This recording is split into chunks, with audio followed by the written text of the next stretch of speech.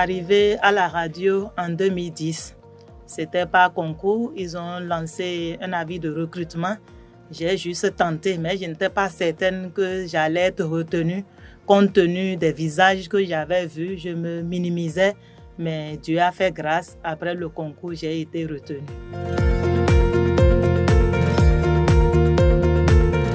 En tant que femme, mon intégration n'a pas été difficile. Mais comme je suis venue avec le tas, si je dis je suis venue avec le tas, je n'ai pas fait l'école de journalisme. Je suis venue tomber dedans et d'apprentissage en apprentissage avec les formations in situ organisées par certaines associations et certains ONG. C'est comme ça que j'ai pris la main. Madame Geneviève, c'est une dame, malheureusement on n'en a pas beaucoup, c'est la seule d'ailleurs dans la rédaction, en tout cas qui soit permanente. Tout le temps elle s'est montrée dévouée.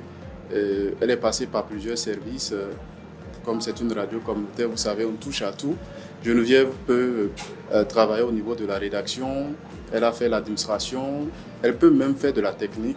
C'est une dame qui sait se battre et puis elle aime ce qu'elle fait, c'est ce qui est intéressant.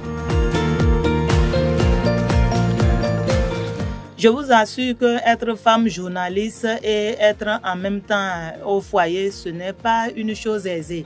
C'est vraiment difficile, il faut te plier en 1000 morceaux avant d'être efficace. Parce que quand tu te sens coincé, tu risques de traîner les pas de l'autre côté.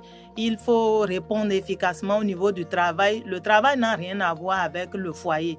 Une fois que tu décides d'être journaliste, c'est que même à 0 heure, quand on appelle ton nom, tu dois dire oui et te mettre au pas pour aller sur le terrain. Il n'y a rien à faire en disant ah, je suis avec mon mari, mon enfant chauffait la nuit, permettez-moi de rester. Non, les patrons te diront que tu connais bien ton cahier de charge. Quand il y a le travail, tu dois le faire.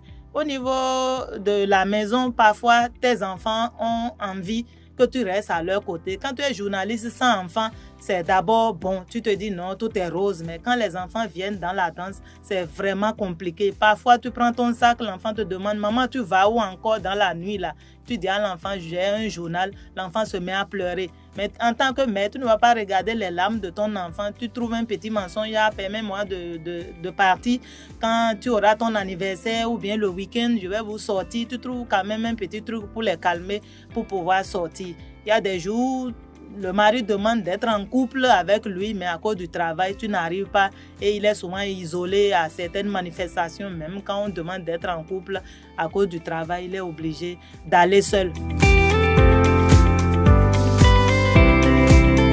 Moi, je pense que ma femme est une femme épanouie dans son boulot parce que je lui donne toute l'occasion de pouvoir exécuter toutes les tâches qui lui sont affectées dans son service.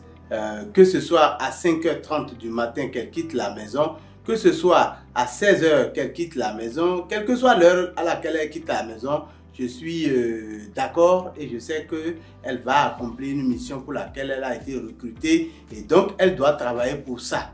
Et puisqu'elle doit travailler pour ça, je dois l'accompagner pour ça. Pendant que j'ai besoin de ma femme pour amener mes enfants à l'école, c'est moi qui me sacrifie, qui amène les enfants à l'école avant d'aller au boulot. Et donc, le soir, pendant que je dois avoir mon repas à 19h30, je suis prêt à attendre mon repas à 21h parce qu'elle doit finir avant de venir me faire le repas qu'il faut. Et donc, c'est autant de sacrifices que l'on doit pouvoir faire et pouvoir voir sa femme épanouie dans son boulot. Et c'est autant de sacrifices que je fais, parmi tant d'autres, pour qu'elle soit heureuse là où elle travaille. Le 8 mars, c'est vrai, ça se célèbre chaque année, mais il faut que les femmes voient cette journée du 8 mars avec un autre œil. Qu'on ne prenne pas cette journée comme une journée festive, mais qu'on la prenne positivement en changeant de mentalité, en cherchant à être autonome. Si on dit autonome, ce n'est pas dire que je suis égale à l'homme dans le double sens.